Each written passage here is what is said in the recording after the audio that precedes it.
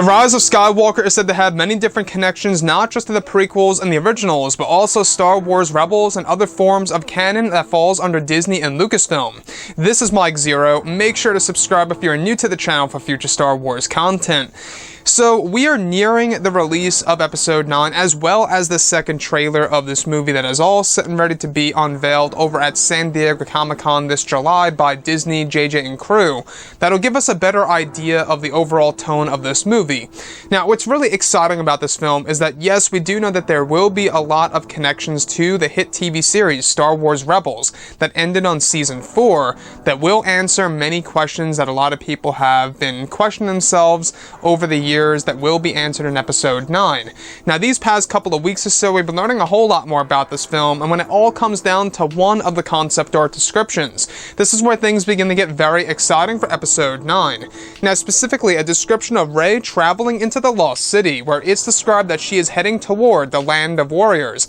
a place full of ancient Jedi statues and ruins. It said that Rey is seeking knowledge of both the Jedi and the Sith during her travels into the abandoned city of the ancient Jedi and Sith.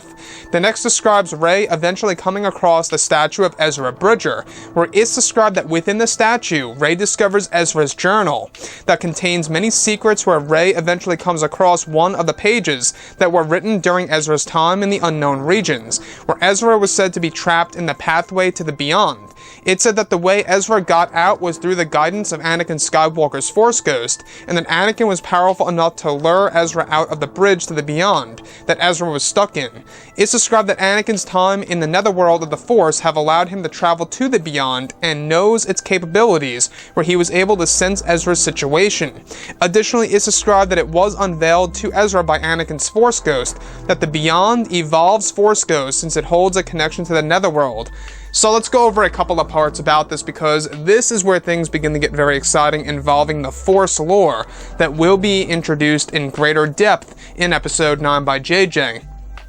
So what's great about Episode 9 is that we do know that a lot of the Jedi and Sith lore, as well as the Force lore, is going to be used as a way to really evolve the characters of Rey, Kylo, and other characters alike, such as many of the legacy characters. Now, what's great about this, though, in particular, is that we are learning more about the connections between some of the Rebels characters and the legacy and sequel trilogy-based characters as well, and how that's all going to be intertwined into Episode 9. So the Force Ghost of Anakin Skywalker is said to have guided Ezra out of the pathway / the bridge to the beyond that holds a connection to the unknown regions. Now, at the very end of Season 4, we saw Ezra Bridger before our very own eyes jump to hyperspace with Grand Admiral Thrawn, and they were widely assumed to go to the unknown regions, and that's exactly where Ezra resides. And that led Ezra going to a bridge that led to the beyond, which is where he got stuck in, where he was asking for guidance from somebody through the ways of the Force,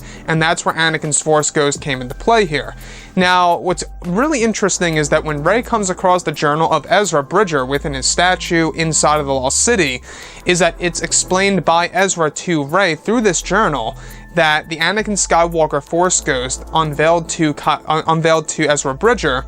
that the netherworld of the Force is connected to the beyond, and that the beyond itself allows the Force Ghost to evolve. Now, this could very well explain as to why Yoda appeared less transparent, and why Yoda was able to manipulate the weather and or the atmosphere of the mortal world. You know, as we saw Yoda on the world of Octu, he was able to literally bring the clouds together and bring down a strike of lightning to the tree, which we would have never thought possible in the originals, and now that was made possible in the sequels. So this is said to be the direct link into evolving Force Ghost that is unveiled by Kylo, or should I say, by Anakin Skywalker to Ezra Bridger. Now, what's really interesting about all of this is that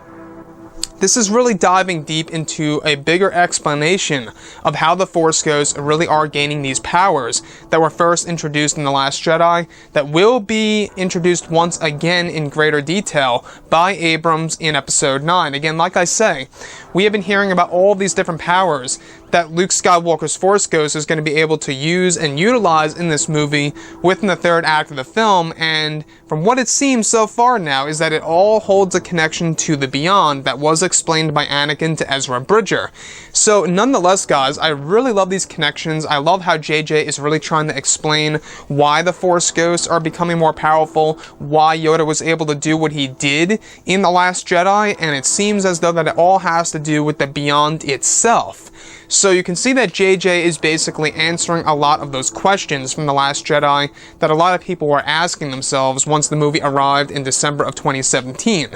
Anyways, guys, drop a comment below. Let me know what you think about all of this in the comments. And if you guys did enjoy the content for today, do make sure to drop a thumbs up on this video to support the channel. I thank you all so very much for the kind support, and I'll catch you guys next time.